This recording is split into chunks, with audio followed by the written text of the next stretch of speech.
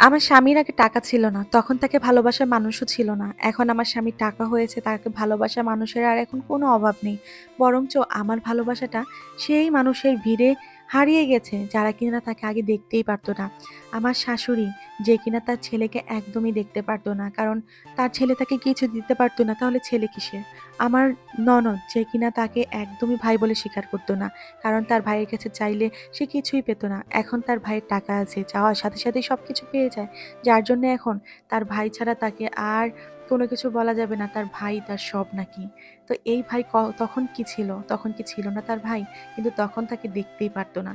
তো যাই হোক, দুনিয়াটা টাকার কাছেই খেলামেলা করে। কারণ টাকা ছাড়া দুনিয়া অচল। এখন তাদের ভালোবাসার ভিড়ে আমার ভালোবাসা হারিয়ে গেছে। তাতে কোনো কষ্ট নেই। কিন্তু মাঝে, মাঝে স্বামীর কাছে অনেক, অনেক অভিযোগ জমা হয়ে যায়। কেন সে আমাকে আগের চেয়ে এখন মূল্য কম দেয়? তাতে কোনো সমস্যা নেই। কিন্তু সবাইকে সবার মতো মূল্য দেওয়া উচিত। স্বামীকে স্বামী তার মাকে মার জায়গায় রাখবে, স্ত্রীকে স্ত্রীর জায়গায় রাখবে। আর এটাই তো সুন্দর একটা দৃষ্টান্ত, তাই না? কিন্তু কিচ্ছু করার নেই। জীবনটা এরকমই। প্রতিটা মেয়ের জীবন না এরকম করেই ঢেকে যায়। সবকিছুর আড়ালে, সবার ভালোবাসার মিথ্যে ভালোবাসার আড়ালে একজন মেয়ে সবকিছু ছেড়ে, তার বাবা-মাকে ছেড়ে শুধু স্বামীর ভরসায় আসে। আর সেই স্বামী কি করে? ২ দিন তাকে ভালোভাবে দেখে, ৩ দিনের দিন তাকে এমন বেশি কষ্ট দেয়, আসলে সেই কষ্ট সহ্য করার মতো অবস্থানেও তার বউ থাকে না। তো আমার স্বামীকে আমি একদম খারাপ বলব না। কারণ সে আমাকেও ভালোবাসে, তার বাবা-মাকেও ভালোবাসে। কিন্তু কিছু, কিছু সময় হয় না, আমি পরের বাড়ির মেয়ে, আমার দামটা সবসময় পেছনেই থাকবে। কখনোই আগে হবে না। কিন্তু এটা ভাবে না যে একটা মেয়ে তার বাবা-মা, বাড়িঘর সবকিছু ছেড়ে শূন্য হাতে শুধু তার স্বামীর সাথে ঘর করার জন্যই আসে। সেই মানুষটা তাকে বুঝবে এই আশায় আসে। কিন্তু যখন সেই মানুষটা তাকে বোঝে না, তার মনে কষ্ট দেয়, তখন তার বেঁচে থাকাটাও কিন্তু দায় হয়ে যায়। অনেকদিন এভাবে যাওয়ার পর যখন দেখছে যে আমাকেও সে ঠিক মতন সময় দিতে পারছে না, সামলাতে পারছে না, তার মাকেও সে পারছে না। দোটানার মধ্যে থেকে সে কখন যেন আস্তে, আস্তে নিজে, নিজেই শেষ হয়ে গেল। হঠাৎ করে একদিন দেখলাম রাতে সে স্ট্রোক করল আর এই দুনিয়াতে নেই। আমার চারিদিকটা যেমন অন্ধকার হয়ে গেল, আমি চোখে কিছু দেখতে পারছি না। আমার বুকের ভিতরটা একদম খালি হয়ে গেল। সবাই তো সব হারিয়েছে।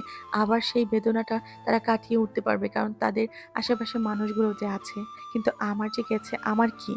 আমার তো সব চলে গেল। আমি যাকে আপন ভেবেই দুনিয়াতে এসেছিলাম, এই ঘরে এসেছিলাম, এই সংসারে এসেছিলাম, আমার আপন বলতে সে তো আর নেই।